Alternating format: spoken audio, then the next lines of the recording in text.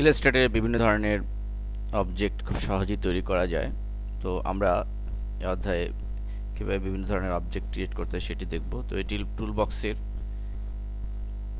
যে রেক্টেঙ্গেল টুলটি রয়েছে, তো এটিতে ক্লিক করে চেপে ধরে রাখলে আমরা বেশ কিছু স্টাইল এখানে দেখতে পাচ্ছি, সেখান থেকে যে কোনোটি আমরা ক্রিয়েট করতে পারি। প্রথমে আমরা রেক্টেঙ্গেলটি ক্রিয়েট করব। তো এটি ক্লিক করে আমরা যদি মাউস দিয়ে এভাবে ট্র্যাক করি, তাহলে দেখুন একটি রেক্টেঙ্গেল এখানে ড্র হয়েছে।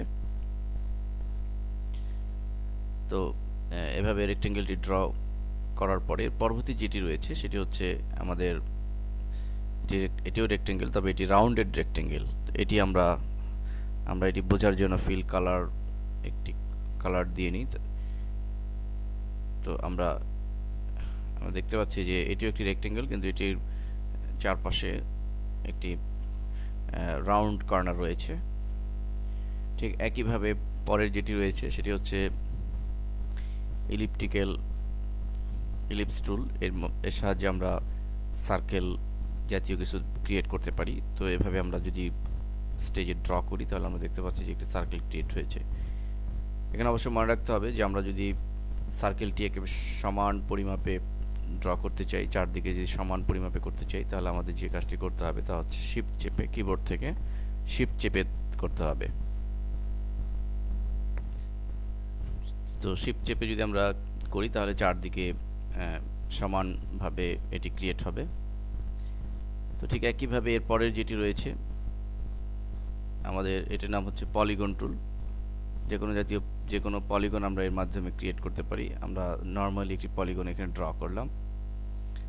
তো এখানে একটি কথা মনে রাখা দরকার, সেটি হচ্ছে যে আমরা যদি এই পলিগন, এখানে আমরা দেখতে পাচ্ছি যে পলিগনের যে পয়েন্ট রয়েছে, টোটাল 6টি পয়েন্ট রয়েছে। এখানে ইচ্ছামতো আমাদের বাড়িয়ে কমিয়ে আমরা এই পলিগন ক্রিয়েট করতে পারি। সেটি যদি আমাদের করতে হয়, তাহলে যা করতে হবে, এই পলিগনটি ড্র করার সময় এভাবে আমাদের মাউস না ছেড়ে মাউস চেপে ধরে রেখে আমাদের কিবোর্ড থেকে বাঁ হাতে আমাদের যদি আপ অ্যারো কি চাপি, তাহলে আমরা দেখতে পাচ্ছি পয়েন্টগুলো বাড়ছে। আর যদি আমরা ডাউন অ্যারো কি চাপি, তাহলে এভাবে পয়েন্টগুলো কমে যাবে।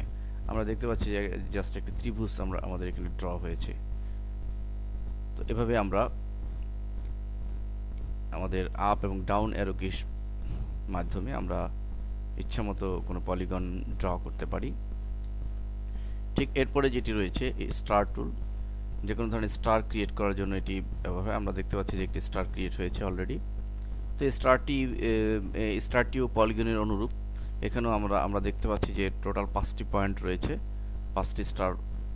তো 5টি পয়েন্টের পরিবর্তে আমরা যদি বেশি বা কম করতে চাই, সেটিও একইভাবে আমাদের মাউস চেপে ধরে আমরা যদি কিবোর্ড হতে আমরা আপ অ্যারো কি চাপি, তাহলে আমরা দেখতে পাচ্ছি যে পয়েন্টগুলো বাড়ছে। ঠিক একইভাবে যদি ডাউন অ্যারো কি চাপি, তাহলে পয়েন্ট এভাবে কমে যাবে। তা আমরা এভাবে আপ অ্যারো কি চাপার মাধ্যমে যতগুলো পয়েন্ট আমরা চাই, তো এভাবে আমরা পয়েন্ট করে আমরা দেখতে পাচ্ছি যে একটি স্টার ড্র হয়েছে, এবং এর মাধ্যমে আমরা যে কোনো কালার দিয়ে ফিল করতে পারি। এইভাবে যে কোনো ধরনের স্টার আমরা ড্র করতে পারি। পরে যেটি রয়েছে সেটি হচ্ছে ফ্লেয়ার টুল।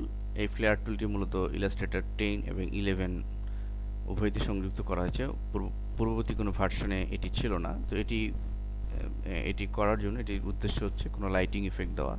তো এটি করার জন্য প্রথমে আমরা এখানে একটি ক্লিক করব, এরপর মাউস পয়েন্টার ছেড়ে দিয়ে ঠিক নিচের লাইটিংটির রে যে বরাবর পড়বে সেখানে আমরা জাস্ট ক্লিক করে ছেড়ে দেব। তো আমরা অলরেডি দেখতে পাচ্ছি যে আমাদের ফ্লেয়ার টুলের সাহায্যে আমরা একটা লাইটিং ইফেক্ট ক্রিয়েট করতে পেরেছি।